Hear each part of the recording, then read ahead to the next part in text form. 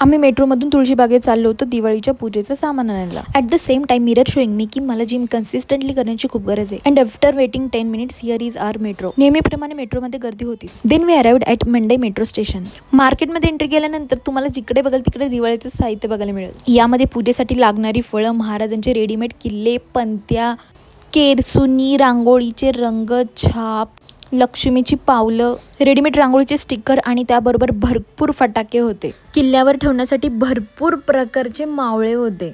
आम्ही चिनूसाठी एक रेडीमेड किल्ला आणला होता, त्यासाठी त्यावर ठेवायला मावळे घेतले. 200 रुपयाला एक डझन. अशा प्रकारच्या देवीच्या मूर्त्या मी पहिल्यांदाच बघितल्या होत्या, पण त्या खूप सुंदर होत्या. दिवाळी म्हणलं की दरवाजाला लावायचे असले तोरण मॅन्डेटरी असतात. हे 150 रुपयाला 2 होते.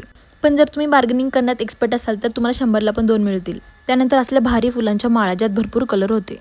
आणि त्यानंतर पूजेसाठी आम्ही भरपूर वेगवेगळ्या रंगाची फुले घेतली. हे असल्या प्रकारचं तोरण मी पहिल्यांदाच बघितलेलं, पण ते खूप भारी होतं. नको तेवढं चालल्यामुळं खूप भूक लागली होती. मग आम्ही थोडं खाल्लं आणि